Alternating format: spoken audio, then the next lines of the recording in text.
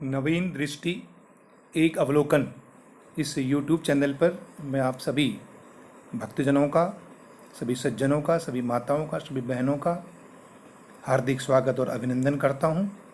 मुझे उम्मीद है कि जिस प्रकार आप पहले भी इस YouTube चैनल पर अब सब्सक्रिप्शन और अपना लाइक, अपना कमेंट करते रहे हैं, आगे भविष्य में भी इसी प्रकार अपना सहयोग स्नेह प्रदान करेंगे। आज जो विषय आपके समक्ष लेकर आए हैं वह श्री राधाष्टमी व्रत महोत्सव। श्री सच्चिदानंद भगवान श्री कृष्ण नित्य हैं।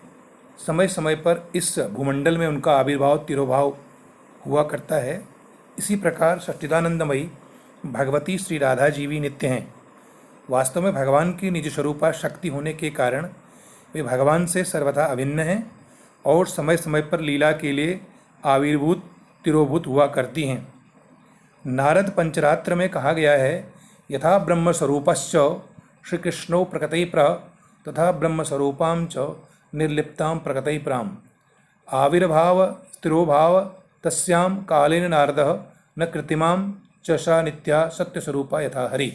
जैसे श्री कृष्ण ब्रह्मस्वरूप हैं तथा प्रकृति से परे हैं, वैसे ही श्री राधा जी ब्रह्मस्वरूप निर्लिप्त तथा प्रकृति से परे हैं।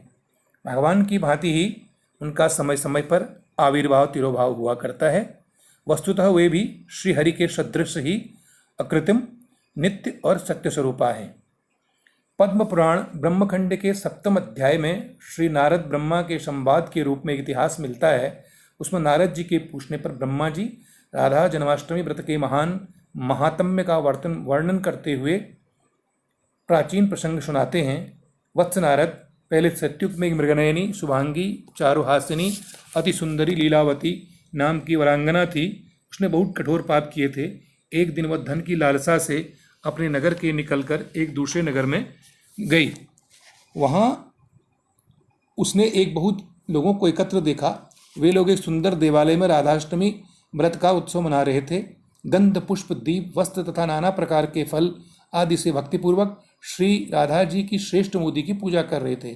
कोई गा रहे थे, कोई नाच रहे थे, तो कोई उत्तम पाठ कर रहे थे, कोई उनको बड़ी प्रसन्नता से लाल मृदंग और वेणु बजा रहे थे। इस प्रकार उन लोगों को महोत्सव पारायण देखकर वरांगना ने कौतूहल पूर्वक उन लोगों के पास जाकर पूछा, पुण्यात्म जनों, आप हर्ष में भरे यह क्या कर रहे हैं? मैं विनय पूर्वक पूछती हूँ, कृपा बताइए। और इसी प्रकार राधाव्रतियों ने उत्तर में कहा, भाद्रपद मास के शुक्ल पक्ष की अष्टमी के दिन के समय श्री राधा कृष्ण जी का वृषभानु जी के यहाँ यज्ञ भूमि में प्राकट्य हुआ था। हम लोग उसी व्रत का व्रतोत्सव मना रहे हैं।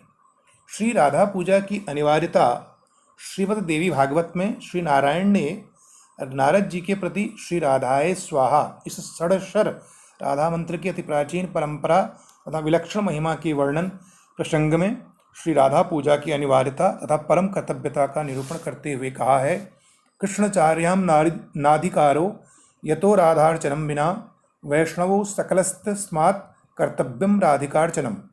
कृष्ण प्राणादिदेवी सा तद्दीनो विवृतः रासेश्वरी तस्य नित्यं तया हीनो न तिष्ठति राधोक्ति सकलाम कामस्तद्वाम राधेतिम कीर्तताम।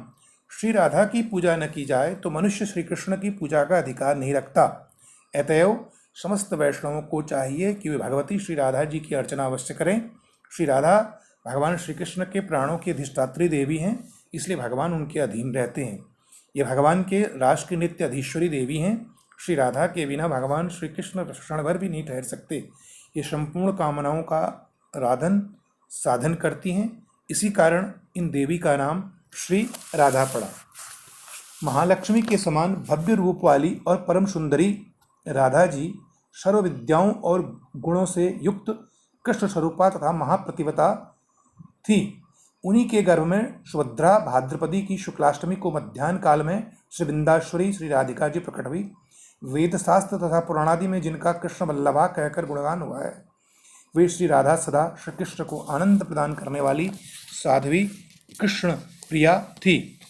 इस प्रकार से राधाष्टमी व्रत की नाम की जो महिमा है वो भक्ति में दत्त चित्त होकर प्रत्येक भक्त को उनके लिए प्रस्तुत नैवेद्य गंध, पुष्प, माल्य तथा चंदन आदि के द्वारा दिन में व्रत का महोत्सव करना चाहिए।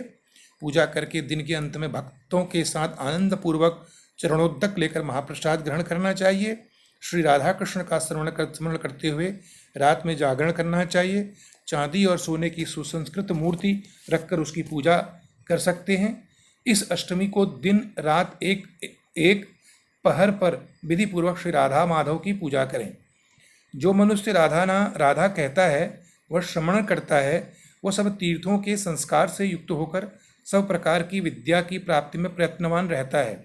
जो राधा राधा कहता है, राधा राधा कहकर पूजा करता है, राधा राधा में जिसकी निष्ठा है, जो राधा राधा उच्चारण करता रहता है, वह महाभाग श्री वृंदावन में श्री राधा की सहचरी होता है। और विश्व ब्रह्मांड में वह पृथ्वी धन्य है, पृथ्वी पर वृंदावन पूरी धन्य है। वृंदावन में सती श्री राधा जी धन्य हैं, जिनके ध्यान बड़े बड़े मुनिवर करते हैं, जो ब्रह्म आदि देवताओं की परामाध्या हैं, जिनकी सेवा देवता लोग दूर से ही करते हैं। तो राधाष्टमी व्रत की जो है वो महिमा नारद पुराण के पूर्वभाग अध्याय 117 में श्री राधाष्टमी व्रत का वर्णन करते हुए सनातन मुनि ने कहा कि भाद्रपद शुक्ल अष्टमी को मनुष्य राधा व्रत करे, कलश स्थापन करके उसके ऊपर श्री राधा की स्वर्णमयी प्रतिमा या जो भी पुस्तक पूजन उनकी प्रतिमा का पूजन करें। मध्याह्न काल में श्री राधा जी का पूजन करके एक मुक्त व्रत करें। विधि पूर्वक राधाष्टमी व्रत करने से मनुष्य वज्र का रहस्य जान लेता है, व्रज का रहस्य जान लेता है तथा राधा परिकरों में निवास करता है। इसी प्रकार आदि पुराण, तंत्र और अन्य कन्य प्राचीन ग्रंथों में भी राधा प्राकट्य का, माधव तथा व्रत का वर्णन मिलता है। जय जय श्री राधे, जय जय श्री राधे श्याम।